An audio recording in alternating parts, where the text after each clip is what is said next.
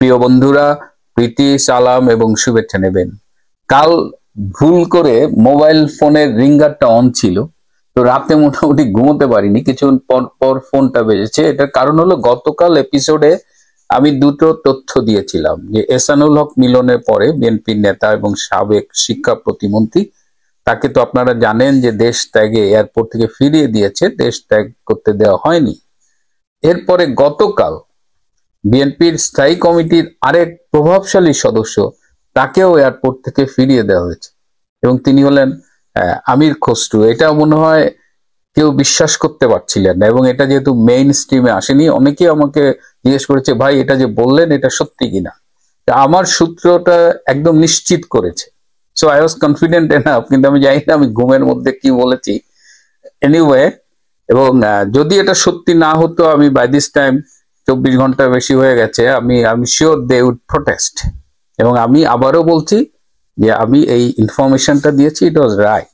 কালকে আর ছোট্ট করে ভারত আমেরিকার প্রতিরক্ষা চুক্তি সম্পর্কে বলেছিলাম, কিন্তু তখনও আমার কাছে অনেক ইনফরমেশন ছিল না, এবং মাঝে মধ্যে ইনফরমেশন ওভারলোড হয়ে যায়, কিছু কিছু গোলমালও হয়ে যায়। ধরেন এই চুক্তি ওই চুক্তি, মানে আমেরিকার সাথে ভারতের যে টেনশন, সেই টেনশন এবং যে ট্যারিফ নিয়ে যে ক্রাইসিস তৈরি হয়েছে, সেটা কমানোর জন্য বাণিজ্য চুক্তি, সেটা নিয়ে একদিকে কাজ হচ্ছে।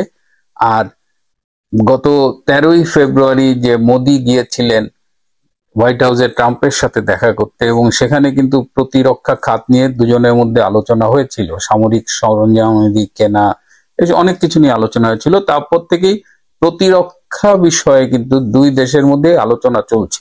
এই ট্যারিফ নিয়ে যতই টেনশন থাকুক, মানে আশার জায়গা ছিল যে তাদের মধ্যে টেনশন ছিল, কিন্তু আলোচনাটা কখনো বন্ধ হয়নি। তারই ফলশ্রুতিতে 4 দিন আগে এই যে মালয়েশিয়ায় ট্রাম্প এসেছিলেন, সেই আসিয়ান সম্মেলনে 4 দিন আগে মালয়েশিয়ায় ভারত এবং আমেরিকার মধ্যে একটা প্রতিরক্ষা কাঠামো চুক্তি, ডিফেন্স ফ্রেমওয়ার্ক কাঠামো চুক্তি স্বাক্ষরিত হয়েছে।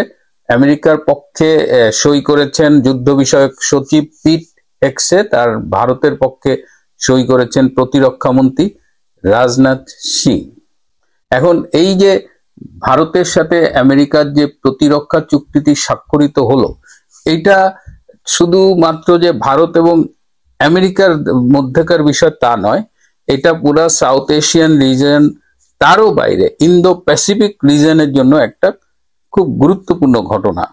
আমরা খুব মানে এই চুক্তিটা 5টা ডোমেইন কভার করবে। দেখেন, এই জলে, স্থলে, অন্তরিক্ষে, মানে water, sea, land and sky, এর বাইরেও দেখেন মহাকাশ এবং সাইবার স্পেস, এগুলো কিন্তু এই চুক্তির অন্তর্ভুক্ত 5টার যে খাত, 5টা খাতে। এবং এখানে তথ্য আদান প্রদান, এখানে সরঞ্জামাদি কেনা বেচা, তারপরে এই ডিজিটাল স্পেসে বা সাইবার স্পেসের সিকিউরিটি, সব নিয়ে তাদের মধ্যে পার্টনারশিপ, স্ট্র্যাটেজিক পার্টনারশিপের কথা বলা হয়েছে। তো এখানে 12টা পয়েন্ট আছে, তার মধ্যে আমি গতকাল বলেছিলাম যে 4 নম্বর পয়েন্টটা বাংলাদেশ সংক্রান্ত। তো অনেকেই ধারণা করেছিলেন ওই চুক্তিতে বোধহয় 4 নম্বর পয়েন্টে লেখা আছে বাংলাদেশ নিয়ে কি হবে। বিষয়টা মানে অত ছোট এবং স্পেসিফিক হলে তো বলাই যেত, যেহেতু চুক্তিটা দুই দেশের।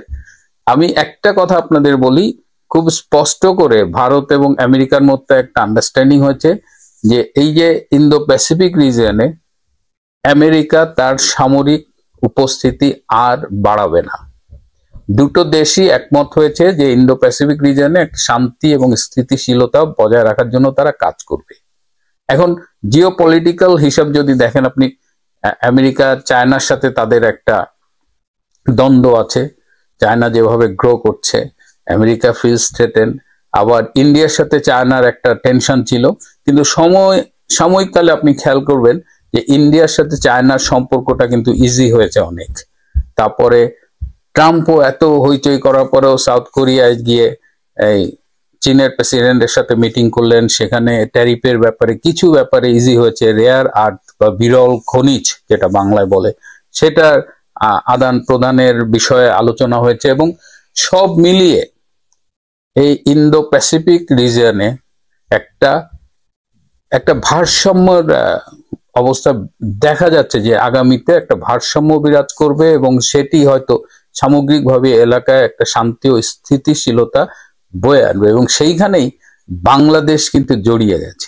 বাংলাদেশ কিভাবে জড়ালো? এই যে আপনারা শুনেছেন যে ইনুস ক্ষমতা নিয়েছে, তাকে বাইডেন প্রশাসন বসিয়েছে, মার্কিন ডিপ স্টেটের প্রতিনিধি হিসেবে সে এসেছে, তার সাথে আরো সাঙ্গ পাঙ্গরাও ছিল, তারাও ডিপ স্টেটের অনেকে, এবং তারা সেন্ট মার্টিন দ্বীপ দিয়ে দিবে, বাংলাদেশের কোন কোন দ্বীপ দিয়ে দিবে, বঙ্গোপসাগরে মার্কিন নৌবহরের ঘাঁটি হবে, আরাকান আর্মিকে সহযোগিতার জন্য মানবিক করিডোরের নামে আমরা এই সীমান্ত মোটামুটি খুলেই দেব আরাকান আর্মির কাছে, আমাদের আর্মি তাদের ট্রেন আপ করবো, অনেকগুলো কিন্তু অনেক ইস্যু কিন্তু গত 15 মাসে আমরা শুনেছি। এই প্রতিরক্ষা চুক্তি, এবং যখন আমেরিকা এবং ভারত বলছে যে এই টোটাল এলাকায় তাদের যে কৌশলগত অংশীদারিত্ব, সেখানে মানে আরো সহজ ভাষায় বলে, এইসব মানে ডিপ্লোমেসির ভাষা না, যে ভারতের চোখে আমেরিকা এই অঞ্চলটা দেখবে, এবং যেহেতু সামরিক উপস্থিতি বাড়াবে না ভারতের সাথে আলোচনা না করে, সুতরাং ওই যে ডক্টর ইনুস গং যে বলতো এখানে তারা নৌবহর আসবে, ঘাঁটি করবে, এই বিষয়গুলো এই মুহূর্তে আর হচ্ছে না।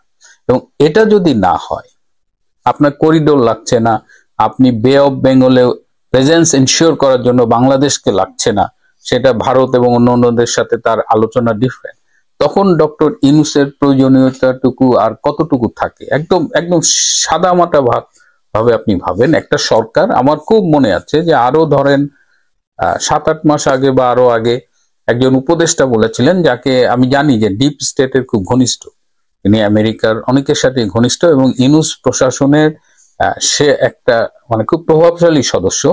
তিনি খুব দুঃখ করে বলেছিলেন যে একটা রেজিম চেঞ্জের জন্য আমরা এত কিছু করলাম, অথচ ডক্টর ইনুস এই এনজিও দের কিছু আদা মরা বুড়ো আয়না পুরো রেজিমটাকে, পুরো সরকারটাকে ব্যর্থ করে দিল। এটা আরো 7-8 মাস আগের কথা। এবং এখন যেহেতু এতদিন কিন্তু বাইডেন প্রশাসনের যারা অনুসারী, তাদের একটা বাংলাদেশের উপরে প্রভাব ছিল, কিন্তু পল কাপুর অ্যাসিস্ট্যান্ট স্টেট সেক্রেটারি, তিনি দায়িত্ব নিয়েছেন 1 সপ্তাহ আগে, নতুন যিনি রাষ্ট্রদূত আসবেন, মার্কিন রাষ্ট্রদূত বাংলাদেশে আসবেন, সব মিলিয়ে ট্রাম্পের বাংলাদেশ কেন্দ্রিক চিন্তা ভাবনা কিন্তু এখন আমরা চেঞ্জটা দেখতে পাচ্ছি, এবং আগামীতে আরো দেখতে পারবো। এর ফলে যেটা হবে, যে আপনারা খেয়াল করেছেন বিএনপির নেতারা এয়ারপোর্ট ত্যাগ করতে পারতেছে না, বিএনপি কে মোটামুটি ট্রাপ করা হচ্ছে। ডক্টর ইনুস এই মুহূর্তে শুনলাম না তার নাকি জ্বর হয়েছে, এবং প্রেস উইং এর অনেকে নাকি জ্বর হয়েছে, কারণ এখন সিজন চেঞ্জিং এর একটা সময় চলছে। আমি ঠিক বুঝতে পারছি না যে এটা কি ভাইরাল ফিভার নাকি এটা পলিটিক্যাল জ্বর, কারণ ইনুস শিবিরে অলরেডি একটা মেসেজ চলে গেছে, এবং সেটা এই প্রতিরক্ষা চুক্তি তো 4 দিন আগে হয়েছে, তারা জাস্ট গতকাল রিলিজ করলো হোয়াইট হাউসে ফিরে গিয়ে। তো ইনুস শিবির এখন বুঝে গেছে যে তাদের দিন শেষ হয়ে আসছে, এবং তাদের অনেকেই ব্যাগ গুছিয়ে রাখছেন, কিন্তু আমি নিশ্চিত নই যে তারা আসলে দেশ ত্যাগের মতো সুযোগ বা সময় পাবেন কিনা।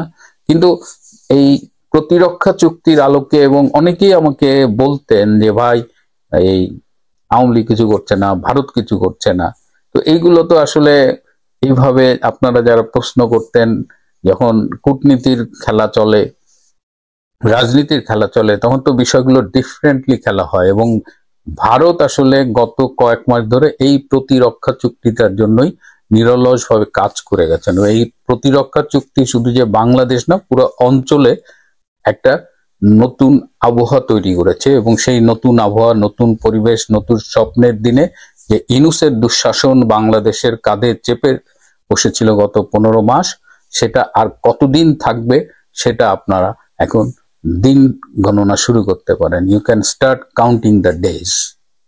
আমি আজকে আসলে ইশারায় কথা বললাম, অনেক কিছু জানা যায় কিন্তু বলা যায় না, কিন্তু যারা এতদিন কষ্ট করেছেন তারা মনে রাখবেন যে রাত যত গভীর হয় ভোর তত এগিয়ে আসে, আমরা ভোরের খুব কাছাকাছি পৌঁছে গেছি। প্রিয় বন্ধুরা, আজ এ পর্যন্তই। ভালো থাকবেন, সুস্থ থাকবেন, তার চেয়েও জরুরি হলো নিরাপদে থাকবেন।